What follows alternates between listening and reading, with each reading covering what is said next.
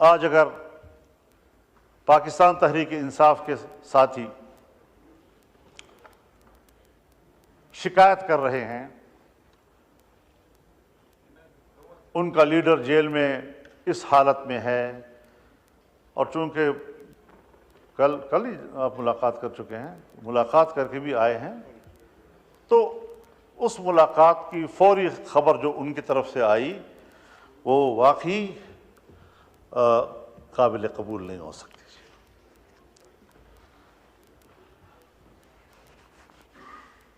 جلسے اجتماعات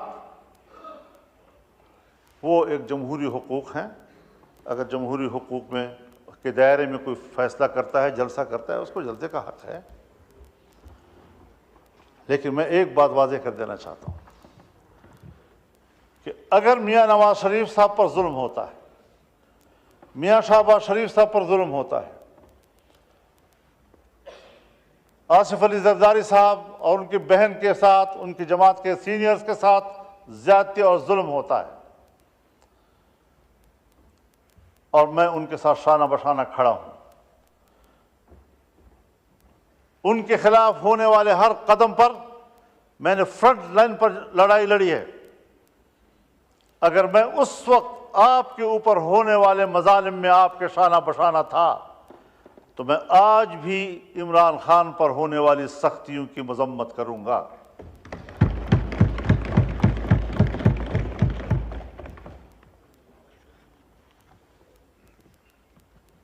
اس میں کوئی شک نہیں ہے کہ ایسے حالات پیدا کیے گئے کہ اپوزیشن تقسیم ہو جائے، لیکن میں نے نہ حکومت اور اپوزیشن کو تقسیم ہونے دیا ہے، اور نہ اپوزیشن کو آپس میں تقسیم ہونے دیا ہے، اور نہ پیپلز پارٹی اور مسلم لیگ کو آپس میں تقسیم ہونے دیا ہے۔ میں نے پیپلز پارٹی سے بھی بلکہ حکومت سے بھی درخواست کی تھی کہ آپ یہ مسودہ شنگھائی کوآپریشن کانفرنس کے بعد کریں۔ میں نے پی ٹی آئی سے بھی درخواست کی تھی کہ ان دنوں میں آپ کسی قسم کا کوئی مظاہرہ نہ کریں۔ کیوں؟ باہر سے مہمان آ رہے ہیں، مہمان ویسے بھی قابل قدر ہوتا ہے، گھر میں بھی اگر بھائیوں کے اندر اور عزیزوں کے اندر میں تھوڑی سی کوئی خلش ہوتی بھی ہے تو بھی جب مہمان آتا ہے تو وہ مل کر اس کی خدمت کرتے ہیں، اس کی عزت کرتے ہیں، تو پھر گھر کے داخلی اختلافات اور ناراضگیاں بھول جاتے ہیں۔ یہ ہمارے معاشرے کا اساس ہے، اور میں نے اسی بنیاد پر یہ بات کہی تھی۔ میں شکر گزار ہوں جناب شہباز شریف صاحب کہ آپ نے اس مسودے کو ان دنوں میں اس پر کام کرنا چھوڑ دیا اور اس کو مؤخر کر دیا تھا۔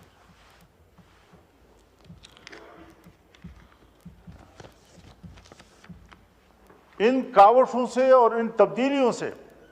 اس آئینی ترمیم کا جو مفہوم اور جس کا تصور تھا وہ مکمل تبدیل ہو گیا۔ ابتدائی مسودے کا تصور بالکل مختلف تھا، اور اب جو چیز ہم پاس کر رہے ہیں اس کا تصور اس سے بالکل مختلف ہے، اور اس صورت میں ہمیں کسی قیمت پر قابل قبول نہیں تھا، اور آج ہم متفقہ طور پر اس کو دستاویز بنا کر اسمبلی سے پاس کرانا چاہتے ہیں، پارلیمنٹ سے پاس کرانا چاہتے ہیں۔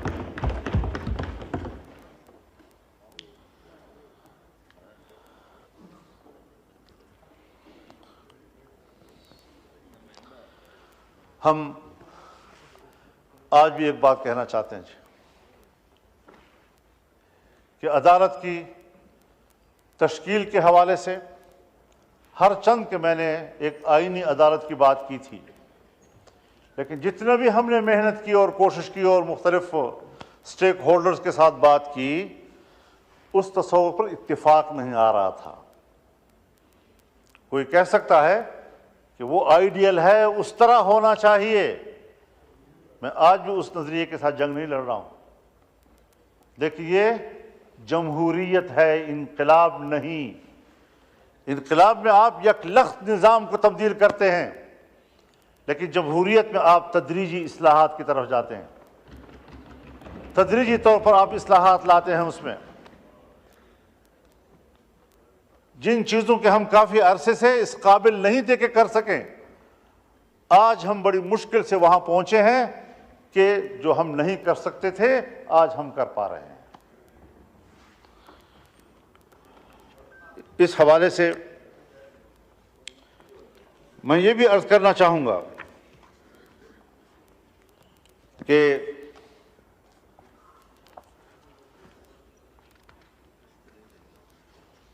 پارلیمنٹ کو ایک بہت بڑا شرف حاصل ہو رہا ہے، اس پورے پارلیمنٹ کو ایک شرف حاصل ہو رہا ہے، اور پوری پارلیمنٹ جو اسلامی جمہوریہ پاکستان کی پارلیمنٹ ہے، اور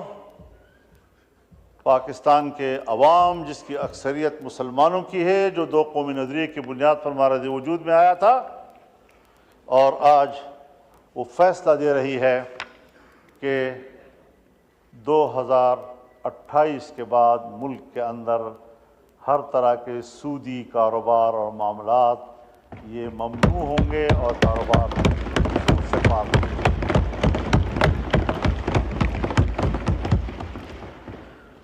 یہ آج بہت بڑا فیصلہ ہم نے کیا ہے،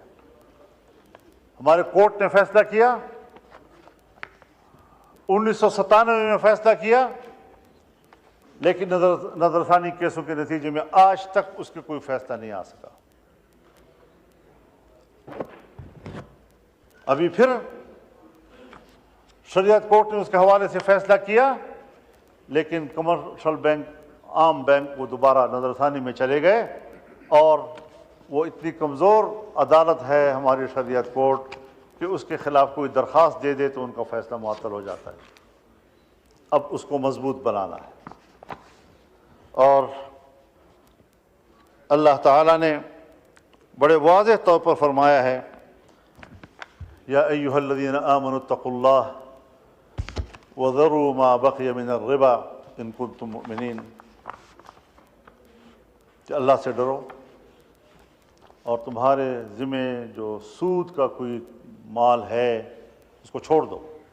اگر تم ایمان والے ہو، اور اگر نہیں کرتے فإن لم تفعلوا فأذنوا بحرب من اللہ ورسولہ، اگر تم یہ کاروبار نہیں چھوڑتے تو پھر اللہ کے ساتھ جنگ کے لیے تیار ہو جاؤ۔ اور مفسرین نے لکھا ہے کہ سودی کاروبار کرنے والے آخرت میں جب اللہ کے سامنے پیش ہوں گے تو اللہ کہے گا تلوار اٹھاؤ، لڑو میرے ساتھ، جنگ کرو میرے ساتھ اگر تیرے اندر ہمت ہے تو۔ کیا وہ اللہ کے سامنے تلوار اٹھا سکے گا؟ لیکن اللہ اسی پر اس کو شرمندہ کرے گا اور ذلیل کرے گا کہ تم نے دنیا میں سودی کاروبار کیا تھا، اب اٹھاؤ نا تلوار، میں نے تو تیرے خلاف جنگ کا اعلان کر دیا تھا۔ تو اس حوالے سے میں شکر گزار ہوں کہ حکومت میں شامل تمام جماعتوں نے ہمارے اس ترمیم کو قبول کر لیا ہے، اور ہم اللہ سے من حیث القوم معافی مانگیں، اور یہ پارلیمنٹ قوم کی نمائندہ ہے۔ ہم جب یہاں پر بیٹھ کر اس 77 سالوں کا جرم اس پر اللہ سے معافی مانگیں گے تو اللہ غفور الرحیم ہے، انشاءاللہ وہ پورے قوم کو معاف کر دے گا۔ ہر بات، یعنی آپ خود اندازہ لگائیں، جب پاکستان بنا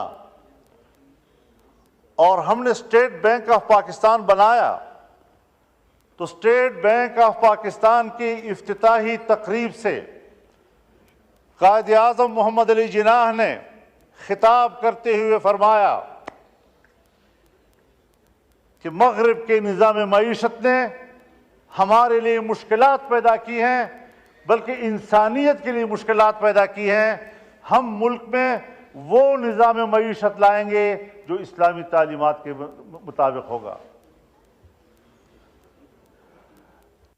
ہر بات پہ ہم قائد اعظم کا حوالہ دیتے ہیں، یہاں ہمیں ان کا حوالہ کیوں بھول گیا؟ ہم نے کیوں اس ملک کے نظام کو ٹھیک نہیں کیا؟ تو یہ بھی آج اس ترمیم کی بہت بڑی کامیابی ہے